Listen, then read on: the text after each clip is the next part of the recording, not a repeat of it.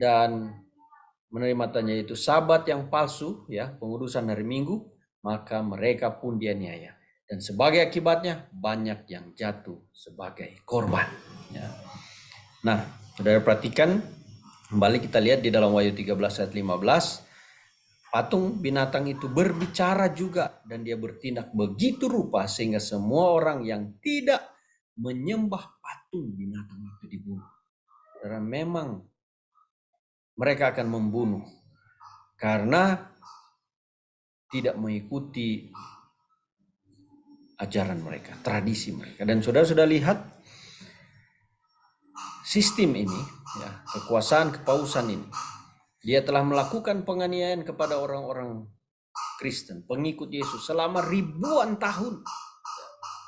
Sampai kita tahu sejarah Protestan di Eropa terjadi oleh karena mereka sadar bahwa ini ajaran salah, ini sistem ini salah, ini Roma Katolik ini tidak benar, ya, sehingga mereka mengadakan reformasi. Ajaran yang benar adalah sola scriptura, sola fide, sola gratia, ya, bukan tradisi gereja, bukan kepausan, bukan ajaran Roma Katolik. Protestan, mereka mengadakan reformasi dan muncullah Protestantisme. Ya. Tapi Protestantisme ini pun harus berkembang terus untuk memahami firman Tuhan, ya, tidak berhenti sampai di situ. Karena kebenaran itu harus digali dan digali. Nah,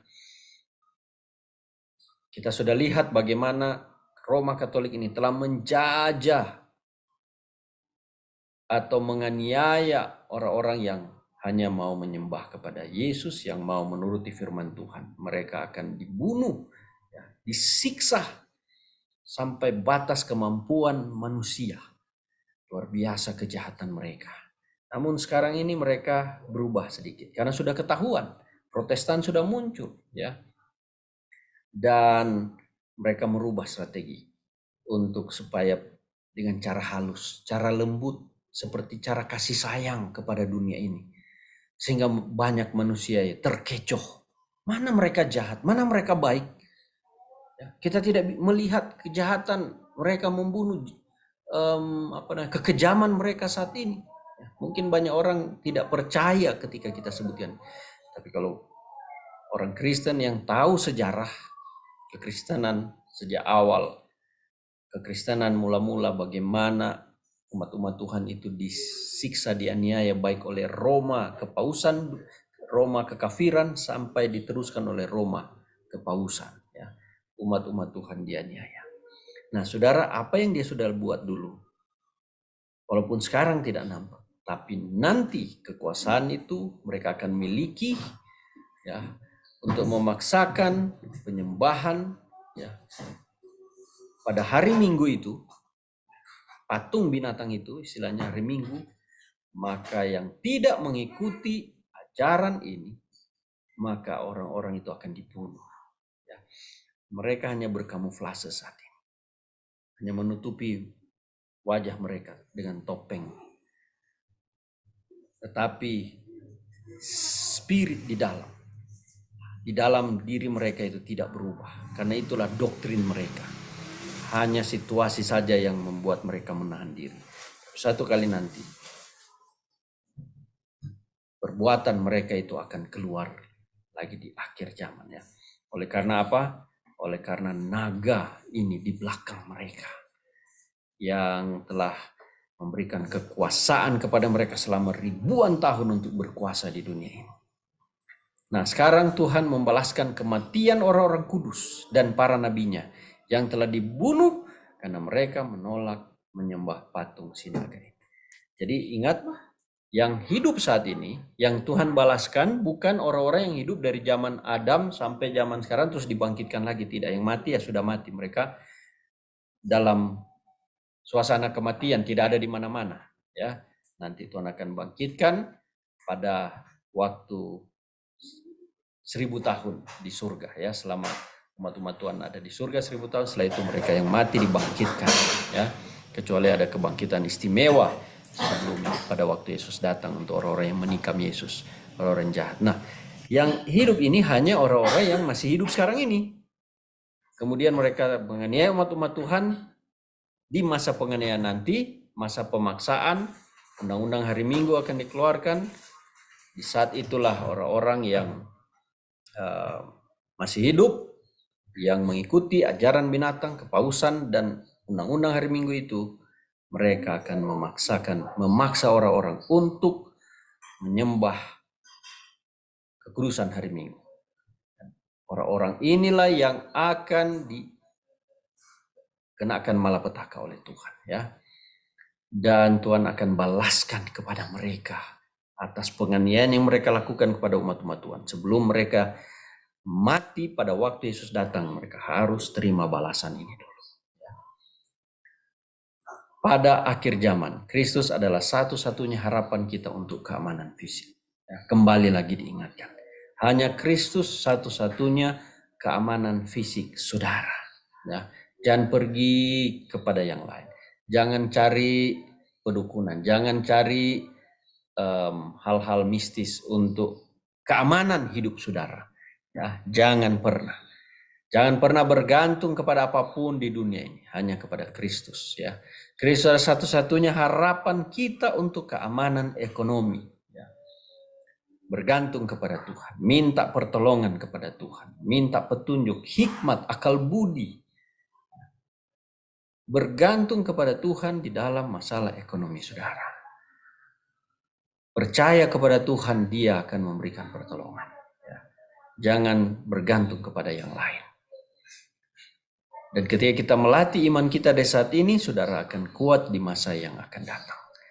Ketika masa kesusahan itu muncul, pemaksaan undang-undang hari Minggu itu datang, di mana umat-umat yang setia tidak akan bisa berdagang jual beli, maka saudara akan setia pada saat itu.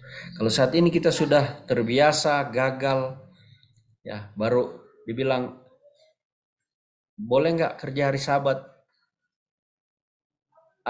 datang absen saja, tapi kemudian saudara, aduh ya ini kebutuhan harus makan anaknya, dan saudara mulai mengkompromikan iman saudara. Nggak apa-apalah kerja hari Sabat sedikit apa, cuman langgar sedikit kok.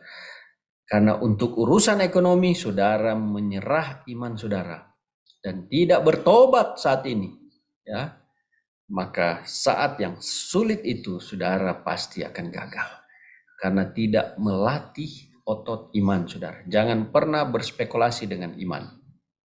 Karena setan akan merantai itu dan kita tidak akan sulit keluar. Baru hal yang dalam keadaan yang mudah saja, tidak ada penganiayaan, kita sudah menyerah.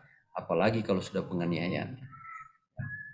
Jadi mulai sekarang saudara-saudara, gantungkan harapan saudara hanya kepada Kristus. Walaupun sulit, tapi saudara tetap setia. Tuhan akan buka jalan. Percaya. Ya, Kristus adalah satu-satunya yang dapat memelihara hidup saudara. Bukan orang lain. Hanya Kristus yang akan memelihara saudara. Nah, ada malapetaka, tentu ada janji Tuhan di balik itu, ya. Yesaya 33:16 berkata, Dialah seperti orang yang tinggal aman di tempat-tempat tinggi. Bentengnya ialah kubu di atas bukit batu. Rotinya disediakan, air minumnya terjamin. Luar biasa. Ini janji Tuhan, ya, untuk umat-umat Tuhan. Ketika sungai dan mata air berubah menjadi darah, bagi umat Tuhan ketersediaan air jernih itu pasti. Luar biasa. Tuhan memberikan janji kepada kita saat ini. Ketika malapetaka itu datang, umat Tuhan akan tersedia makan minum. Dia adalah hidup mereka dan memberikan kehidupan yang memberi air untuk diminum. Dialah sumber air, dialah roti hidup itu. Ya. Ketika kita berkekurangan, ketika orang lain mengalami malapetaka, saudara percaya, mujizat Tuhan terjadi. Tuhan yang pelihara saudara. Ya. Jadi jangan pernah khawatir pemeliharaan saudara. Saat ini pun Tuhan bisa memelihara hidup saudara. Saudara setia kepada Tuhan. Banyak kali pemeliharaan Tuhan itu tidak nampak. Mujizat Tuhan itu tidak terjadi. Kenapa? Karena kita melanggar firman Tuhan. Karena kita mau menolong diri kita sendiri dengan cara kita, tapi tidak percaya kepada cara Tuhan. sehingga kuasa itu tidak terjadi di dalam hidup kita. Percayalah kepada kuasa Tuhan, saudara-saudara. Ya. Di zaman modern ini, iman kita harus lebih besar lagi. Karena seringkali iman kita kendor karena melihat situasi zaman ini. Ya. Tapi kita harus tetap setia dalam segala keadaan. Ya. Di dalam Kristus kita akan aman. Di dalam Kristus kita diselamatkan. Ya. Di dalam Kristus adalah tempat perlindungan kita yang paling aman. Jangan pernah keluar daripada Kristus. Jangan pernah lari daripada Kristus. Jangan pernah kurang beriman kepada Kristus. Nah, yang keempat, matahari yang membakar sekarang. Sudah bisa bayangkan ya. Bisul-bisul sementara tidak berhenti. Kemudian mereka, orang bisul ini kepanasan, mau cari air. Perekonomian hancur. Sekarang mereka lagi menderita, matahari menjadi sangat panas. Wahyu 16 ayat 8. Dan malaikat yang keempat menumpahkan cawanya ke atas matahari. Dan kepadanya diberi kuasa untuk menghanguskan manusia dengan api. Dihanguskan, saudara-saudara. Ya. Ayat 9. Dan manusia dihanguskan oleh panas api yang dahsyat. Dan mereka menghujat nama Allah yang berkuasa atas malapetaka itu. Dan mereka tidak bertobat untuk memuliakan Dia. Saudara, bayangkan ini matahari yang membakar. Ya. Pada waktu Yohanes menulis ini, dia sama sekali tidak tahu tentang istilah global warming ya, yang dialami oleh generasi kita saat ini. Tapi menurut Alkitab ini lebih parah dari kadar global warming. Ya, ini benar-benar matahari yang membakar. Sudah bayangkan mereka sedang kena bisul yang jahat. Saya kena bisul pernah waktu SD ya, di bokong ya, di belakang. Saudara, saya nggak bisa sekolah. Saya mau duduk susah, tidur susah, saya nangis, sakit sekali ya, dibawa ke dokter, diobatin. Aduh, menderita, itu panas, perih, ada bisul. Itu baru satu bisul, saudara-saudara. Ini mereka akan muncul bisul-bisul yang jahat di dalam tubuh mereka. Aduh, sudah saya nggak bisa bayangkan. Sementara bisul ini rasa sakit sekali, cekot-cekot itu nusuk-nusuk ya. Bagi yang belum merasakan ya bersyukur, tapi yang sudah pernah merasakan ini tahu gimana rasa sakitnya itu bisul ya. Kalau mau tahu ya saudara rasakanlah nanti kalau kena bisul ya. Bagaimana itu rasa sakitnya, infeksi ya. Dan suhu badan itu naik gemetaran ya. Karena sakitnya itu ya, sehingga